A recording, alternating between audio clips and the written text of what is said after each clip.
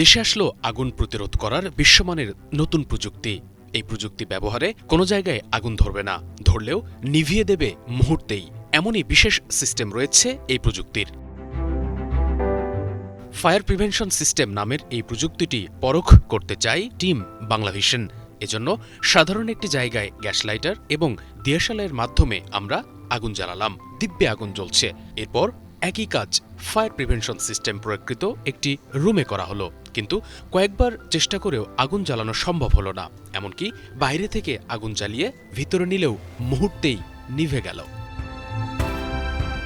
এই প্রযুক্তিতে একটি হাইপক্সিক জেনারেটরের সাথে যে জায়গা ফায়ার প্রোটেক্টিভ করা হবে তার একটি কানেকশন তৈরি করা হয়। তারপর বিভিন্ন যন্ত্রাংশের সমন্বয়ে নির্দিষ্ট জায়গায় একটি অক্সিজেন অ্যানালাইজারের মাধ্যমে সার্বক্ষণিক মনিটর করা হয়। পদ্ধতিটি কোনো স্থানে আগুন লাগলে অক্সিজেনের মাত্রাকে এমনভাবে নিয়ন্ত্রণ করে যা আগুন জ্বলতে বাধাগ্রস্ত করে। চাইলে দূর থেকেও নিয়ন্ত্রণ করা যায় এই সিস্টেম। আমাদের যে প্রযুক্তিটা রয়েছে এটা একটা প্রোঅ্যাক্টিভ টেকনোলজি।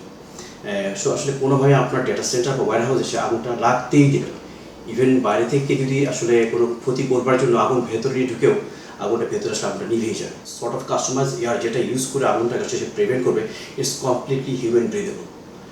এখন ট্র্যাডিশনালি যে প্রযুক্তিতে আসলে যে ধরনের প্রযুক্তিগুলো ব্যবহার করা হয় সাপ্রেশনের জন্য, এটা সাপ্রেশন সিস্টেমই। ওখানে যেটা হয় বিভিন্ন রকমের গ্যাসেস ইউজ করে থাকে এবং অ্যাজ ওয়েল অ্যাজ এটা একটা প্রচুর রিকারিং কস্ট রয়েছে। এবং যেটা হয় যে আমাদের প্রযুক্তির ক্ষেত্রে কোনো রকম রিকারিং কস্ট নিয়ে আসে। It's one time investment. If you use it and install it, you can go as long as you want. Open air source থেকে ফায়ার্সের সাপ্রেশন সিস্টেম ব্যবহার করে কোথাও যদি আগুন লেগে যায়, তারা উইদিন 3 সেকেন্ডস সেখানে কোনো পানির ব্যবহার করা ছাড়া এবং পানির ব্যবহার করা ছাড়া তারা ওখানকে আগুন নিভাইতে সম্ভব হয়। যেহেতু এটা সম্পূর্ণ এয়ার বেস, আকাশ মানে বাতাস থেকেই সে একটা প্রিভেনশন সাপ্রেশন সিস্টেম তৈরি করে, তাহলে এটা আনলিমিটেড। বিশেষজ্ঞরা বলছেন ফায়ারপাস টেকনোলজির উদ্ভাবিত এই পদ্ধতি data centre, museum, archive, substation, warehouse, বড় building, tunnel, airspace, nuclear plant সহ বিভিন্ন জায়গায় ব্যবহারযোগ্য। আমরা এখানে অক্সিজেন লেভেলটা আসলে সিল রুম, ডেটা সেন্টার এইসব জায়গাগুলোতে আমরা অক্সিজেন লেভেলটাকে কন্ট্রোল করতেছি 14%।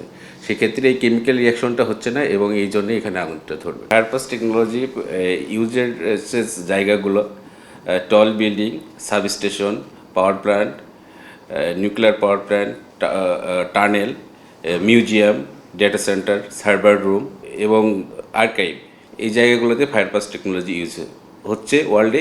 ফায়ার প্রিভেনশনের সিস্টেমটি 2001 সালে যুক্তরাষ্ট্রে আবিষ্কৃত হয়। পরে ইউরোপের বিভিন্ন দেশসহ দক্ষিণ আফ্রিকা ও সৌদি আরবে ব্যবহার করা হয়।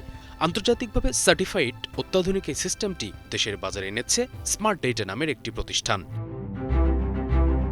বাংলাদেশ ফায়ার সার্ভিসের তথ্য বলছে, শুধুমাত্র 2024 সালে সারা দেশে 26,659টি এবং দিনে গড়ে 73টি অগ্নিকাণ্ডের ঘটনা ঘটেছে। সারা দেশে এই অগ্নিকাণ্ডে 446 কোটি টাকার ক্ষতি হয়েছে। আগুনের এসব ঘটনায় 341 জন আহত এবং 140 জন নিহত হয়েছেন। শুভ ইসলাম, বাংলাভিশন, ঢাকা।